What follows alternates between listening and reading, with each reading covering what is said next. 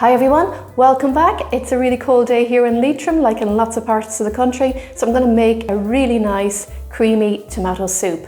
I'm not a big fan of tomato soup, but I have to say this one I do love, and I've made it a couple of times over the last few weeks and everyone here in the house loves it too, so I know you're going to really enjoy it. It's a really quick and easy recipe, and the first thing you have to do is heat some oil in a pan, and into here I'm going to add an onion and a carrot. I've chopped this up nice and small. Give it a stir. The onions smell lovely. I'm going to let that sit now for 5 minutes. Just give it the odd stir now and again just to make sure it doesn't stick to the pan. Alright, we're ready for the next stage, and we're just going to add in a little bit of chopped garlic.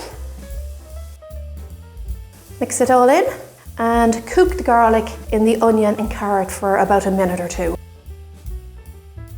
We're ready now for the tomatoes. I like to use a good quality tomato for my tomato soup. It really does make a difference. Just spend a little bit extra on your tomatoes and I can guarantee you will have a lovely soup that everybody in the house will eat. These are the ones I use. They're a mutti. I buy them in Tesco or Asda, and when they're on offer I always pick up a good few cans of them. There are some other tin tomatoes that work good in it. These ones are pretty good too, and these ones as well. Aldi do some of their own labelled tomatoes that are lovely as well. So mix the tomato in. You can use chopped tomatoes or full tomatoes, whichever you like. Give that a good stir. I'm going to add in some herbs now, a little bit of basil, some oregano, brown sugar. This just takes the bitterness out of the tomatoes. You can use white sugar either. And I'm going to add in a couple of crushed chilies. These are entirely optional, so if you don't like chilies, you don't need to add them. They do give a nice flavour to the tomato soup. Mix all that together, and our last ingredient is our stock, and I'm using a vegetable stock. And that's it, as simple as that. So we're going to let this come to the boil and then simmer it for about 25 to 30 minutes. So we'll see you shortly.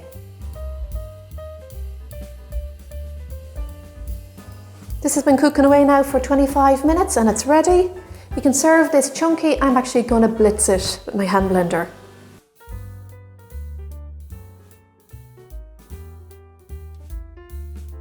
Turn the heat down. The last ingredient I add is some mascarpone cheese. You can use cream cheese, crème fraîche, Greek yoghurt, any of the low-fat Greek yogurts, natural yoghurt. I like to add the mascarpone because it gives it a lovely flavour. You can also use double cream either. So what I do is I just put the mascarpone cheese into a bowl, and I just take a couple of ladles of the soup out and mix it in. The reason why I do this is if you add the mascarpone or cream straight to the big pan of soup, you'll get little bits of white through your soup and it's not pleasant looking. So just do that until all the cheese is melted. And I'm happy with that. So I'm going to pour this in here and I'm going to stir it in quickly. You can see that nice creamy tomato soup now. Before I finish, I'm just going to add some seasoning, a little bit of pepper and salt. And mix it in. Now to serve some up, get it into a bowl. And there you have it.